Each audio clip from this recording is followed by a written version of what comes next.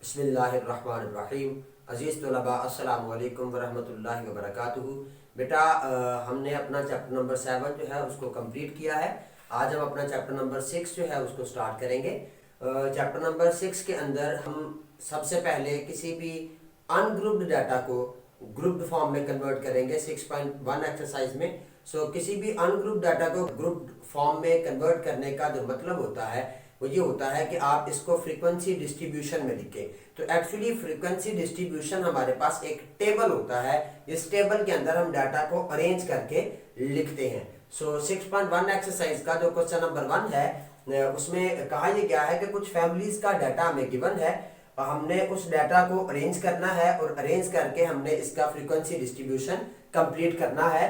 तो हम देखते हैं कि इस डाटा में ये जो डाटा है हमारे पास 9 से लेके ऑनवर्ड एंड पे जो 7 डिजिट है वहां तक। इस डाटा में हमारे पास एक सबसे छोटा नंबर है x, मिनिमम कहेंगे। ये नंबर सबसे छोटा है। ये नंबर यहाँ पे अगर आप गौर से देखें तो यहाँ पे सबसे छोटा नंबर 2 है और यहाँ पे एक नंबर जो सबसे बड़ा है उसको हम x मैक्सिमम कहेंगे। x मैक्सिमम यहाँ पे हमारे पास 12 है। हम यहाँ पे बेटा एक टेबल बनाएंगे जिसमें हम x की वैल्यूज को लिखेंगे 2 से लेके 2, 3, 4, 5, 6, 7, 8, 9, 10, 11 एंड 12। 2 से लेके 12 तक की तमाम वैल्यूज को हम यहाँ पे लिख लेंगे। फिर इसको फ्रीक्वेंसी डिस्ट्रीब्यूशन में लिखने के लिए हम क्योंकि हमने अब इसकी फ्रीक्वेंसी लिखनी है तो फ्रीक्वेंसी को आसानी से लिखने के लिए हम यहाँ पे कुछ टैली मार्क्स लगाते हैं। तो यहाँ पे ये x का मतलब है वो तमाम नंबर्स जो हमें डाटा के अंदर गिवन है और फिर इसके बाद हम यहाँ पे लगाएंगे tally marks, T for tally and M for marks. अब ये टैली मार्क्स हम किस तरह लगाते हैं बेटा, आप इस डाटा को स्टार्ट से देखना शुरू करें। सबसे पहले जो हमारे पास डाटा के अंदर नंबर है वो 9 है। तो यहाँ पे 9 के आगे इस तरह से एक लाइन, ये टैली मार्क्स हम एक्चुअली निशान लगा रहे हैं यहाँ पे कि जनाब ये 9 को हमने यहाँ पे लिख लिया। फिर इसके बाद 11 के आगे फिर इसके बाद आगे 4 है, फिर आगे 5 है, फिर 6 है, फिर 8 है तो 8 के आगे, फिर उसके बाद बेटे 4 है, 4 के आगे दूसरी लाइन लग गई, फिर 3 है, 3 के आगे लाइन, फिर उसके बाद 7 है, फिर आगे इसी तरह से जो लाइंस हैं ये इसी तरह से आगे चलती जाएंगी। हम उन लाइंस को यहाँ से देख के हम यहाँ पे लिख लेंगे। टैली मार्क्स अपने कंप्लीट कर लिए। अब इन टैली मार्क्स को काउंट करते जाएं और यहाँ पे लिखते जाएं। ये है आगे हमारे पास फ्रीक्वेंसी, ये फ्रीक्वेंसी जी। टैली मार्क्स काउंट करते जाए, यहाँ पे लिखते जाए। ये 1 है, एक दफा है तो यहाँ पे 1, ये 3 है तो यहाँ पे फ्रीक्वेंसी 3। ये बेटा कितनी दफा, 1, 2, 3, 4, 5, ये 5 और ये एक दफा 6, ये 6 दफा, फिर ये 4, ये 3, ये 6, ये 5, ये फिर 6, ये 2, ये 2 और ये 1। क्लियर। अब ये फ्रीक्वेंसी हमने लिख लीजिए। इसके बाद हमसे आगे को ये फ्रीक्वेंसी डिस्ट्रीब्यूशन हमारा कंप्लीट हो गया। अब ये फ्रीक्वेंसी डिस्ट्रीब्यूशन के साथ साथ हमें कहा यह गया है कि जनाब यहां से आप फाइंड करें इसकी कम्युलेटिव फ्रीक्वेंसी। अब कम्युलेटिव फ्रीक्वेंसी क्या होती है जी? कम्युलेटिव फ्रीक्वेंसी एक्चुअली हमारे पास किसी भी क्लास तक की जो टोटल फ्रीक्वेंसी होती है ना, ये हमारे पास क्लासेस हैं जी। ये सबसे पहली क्लास, ये दूसरी क्लास, ये तीसरी क्लास, ये चौथी क्लास, ये सारी की सारी क्लासेस हैं। हर यहाँ पे जितनी भी रोज हैं तमाम की तमाम रोज यहाँ पे क्लासेस हैं।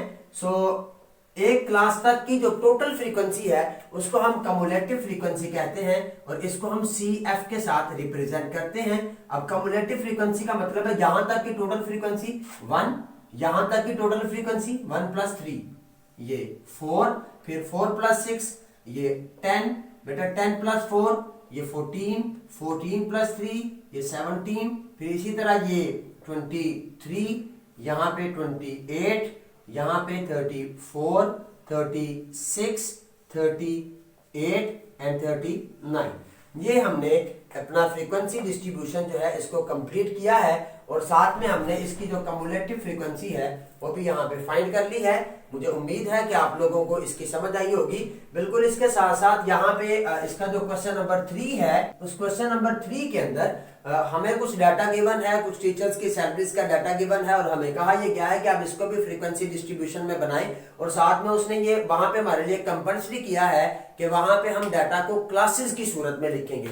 यहाँ पे हमने चूंकि नंबर हमारे पास 2 से लेके 12 तक थे, तो 2 से लेके 12 तक के तमाम नंबर्स को यहाँ पे लिखा, उनके आगे हमने उनके टैली मार्क्स लगा दिए, उनकी फ्रीक्वेंसीज लिख दी, तो ये हमारे पास एक फ्रीक्वेंसी डिस्ट्रीब्यूशन इसका कंप्लीट हो गया। अब उस क्वेश्चन में हमारे पास जो सबसे छोटा नंबर है वो 450 है, एक्स मिनिमम जो है ये बेटा 450 है, और यहाँ पे जो एक्स मैक्सिमम है, यहाँ पे जो सबसे बड़ी वैल्यू है ये 1240 तो ये बेटा 450 से लेके 1240 तक के तमाम नंबर्स हम यहाँ पे लिखने से रहे। अब इसको फ्रीक्वेंसी डिस्ट्रीब्यूशन में बनाने के लिए उसने हमें हिंट दिया है कि आप क्लासेस रखें और क्लास इंटरवल साइज जो है वो 100 का रखें। ठीक है जी। अगर आप इस क्वेश्चन को गौर से पढ़ते हैं ना, तो क्वेश्चन के अंदर मेंशन है make a frequency distribution taking class interval size of RS 100। So 100 RS का क्लास इंटरवल साइज रखेंगे। ये 100 जो है ये हमारे डाटा का हिस्सा नहीं है, हमारा डाटा जो है ये 450 से शुरू होता है। सो इसकी जब हम क्लासेस बनाएंगे तो क्लासेस उसने हिंट में बताया भी है क्लासेस कैसे बनेगी। ये 450 से लेके 549 तक की पहली क्लास, फिर इसी तरह 550 से लेके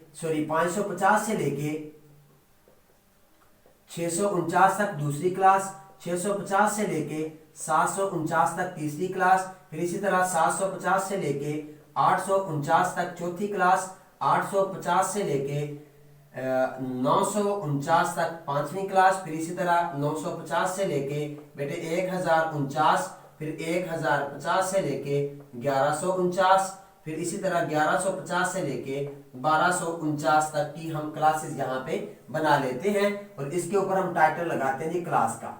ये है क्लासेस, ये हमने क्लासेस बना ली। अब इन्हीं क्लासेस के आगे हम टैली मार्क्स लगाएंगे, फिर इनके आगे हम टैली मार्क्स को काउंट करके इनकी फ्रीक्वेंसीज लिख लेंगे।